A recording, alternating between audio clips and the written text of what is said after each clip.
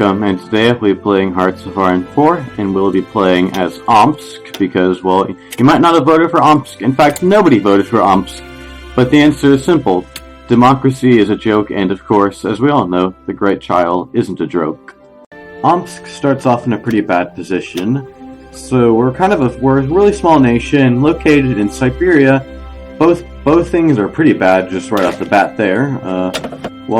Another thing we have to deal with is, the terror bombings, because, well, that's kind of just something that happens now ever since Germany won World War II. And, yeah. So overall, we kind of start off the game pretty bad, but we definitely have a ton of potential to expand and just have a good game.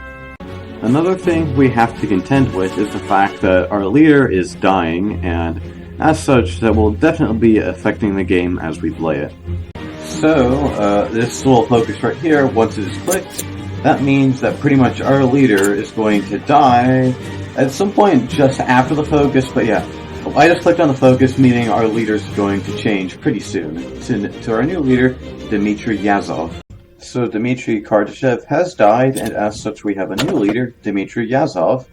And the first thing we have to contend with is the fact that, well, our government is kind of unstable because our leader just changed and everyone wants to be in power right now. And so one of the first things we're going to have to deal with is a series of decisions to try to get rid of the opposing parties that kind of want our leader killed. So we've dealt with the whole Old Guard revolt. So if you want to know what you do for that, it's pretty simple. There'll just be a bunch of options to click on. You click on the two called dealing with terror and dealing with another one. I don't know its exact name, but once you click on those two, the Old Guard is dealt with, and you're pretty much secure. For now, at least, until you form the Central Siberian, is it Central Siberia? Or is it Western Siberia? But, once you form the Western and Central Siberian Authority, then you have to deal with a new kind of revolt. So, the German Civil War has started. If you don't really know, if you haven't played TNO before, it's basically that the demonetization man dies, and as such, Germany kind of explodes into a bunch of different kind of warring states trying to take power because, everyone kind of wants the Führer position. But as a result, Germany's going to be distracted, and it's distracted with, trying to reunify under one of these, how many people are fighting? 1, 2, 3, 4. So it looks like 4 people are fighting for power, but yeah, after one of these 4 people are able to unify Germany, then they'll kind of turn their attention back to reintegrating all of the right commissariats that have now pretty much just split off. So a bunch of wars are starting because, the German Reich has just basically collapsed, and tension's pretty high because the world is basically rapidly shifting from one power to another, and I've never actually seen this happen where, the entirety of the Reich's commissariat just completely implodes, but yeah.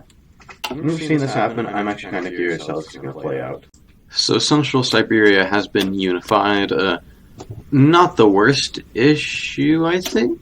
Yeah, not the worst issue, but it is going to be an issue in the future because once we unify our little chunk of Western Siberia, we need to go ahead and start getting the rest of Siberia with it.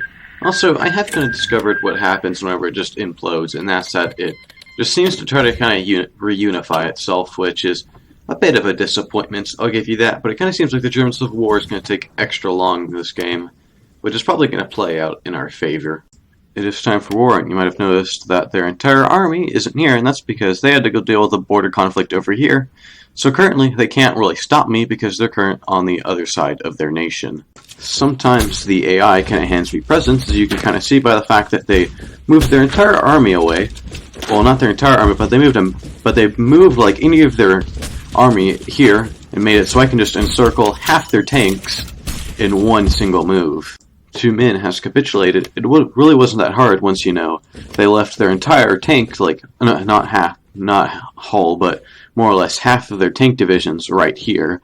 And so I just kind of encircled them because they decided to leave this area open, which was their capital. I walked in, encircled them, and then I just kind of took a nice little walk straight to their new capital, and just like that, they capitulated. So, great things that the Paradox AI does. So we have enacted a new war plan, and that's kind of how the rest of this game is going to go, is where we're just going to conquer one nation, then the next, then the next, then the next, and just kind of snake away around it until we have the entirety of Russia under our control and we can form it.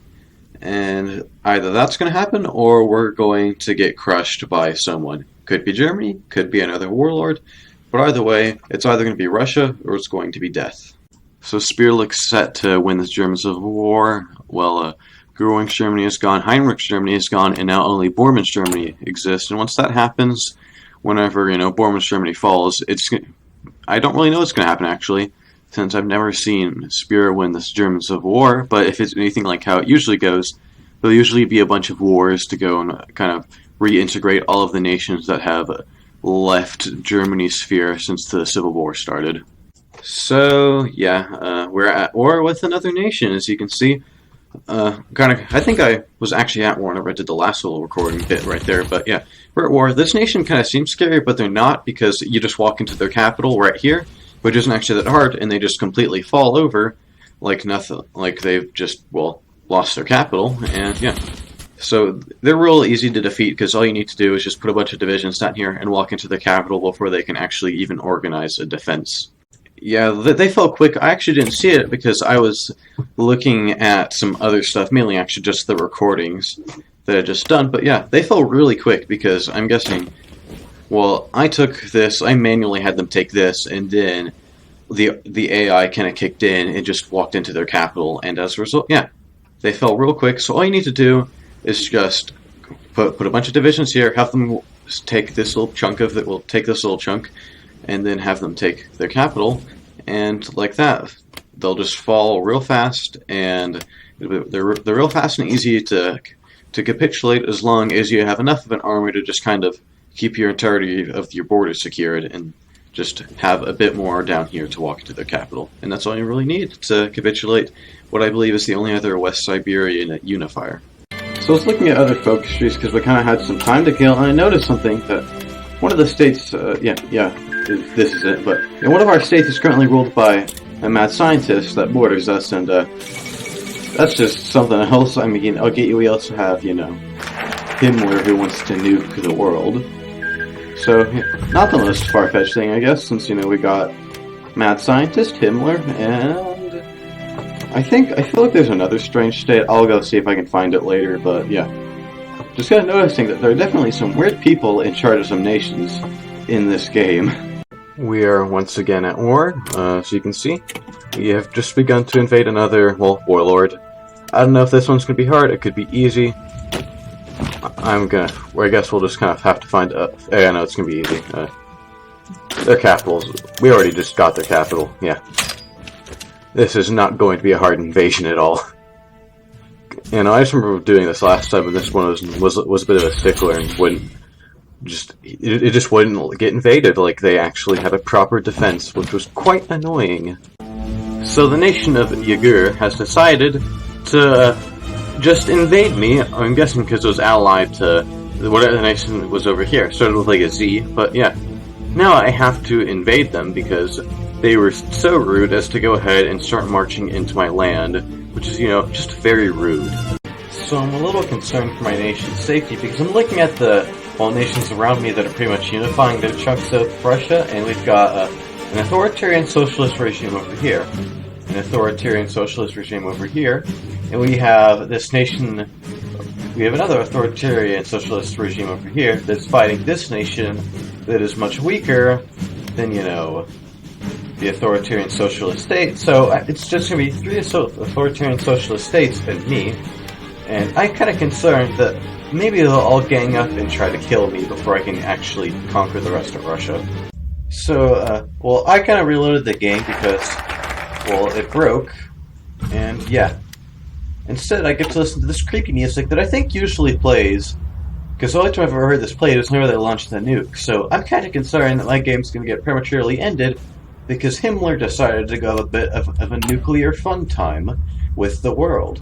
So it looks like, the aviators have been very rude, and they won't just let me walk into their land and just, make them no longer exist. So it looks like I will have to invade them instead. Scratch that whole thing about just walking into their land peacefully. Looks like they're so kind enough to do that because they have 0 divisions. they have none. And they thought that they were going to somehow stand up against me and win. So it is time for the final war to recreate, well not recreate, but create Western Siberia. I did notice whenever I declared war on it, it called like this country Labor Camp, so yeah, pretty fun name there. Besides that, I'm pretty sure we're gonna have to deal with the Western Russians soon, which is not the worst thing, because we're pretty much gonna win because we have twice the divisions they have. And yeah, basically we get a bunch of bonus land, and that's just beautiful. So it is time to form the Western Siberian Provisional Authority, and just like that. So now that we have, well, now that we've kind of earlier we dealt with the old guard, but now we have to deal with a new person, and that person is Pavel Batov. Because Pavel Batov is going to is going to give us the same effect if we lose to him, and that's that our authority is going to just implode.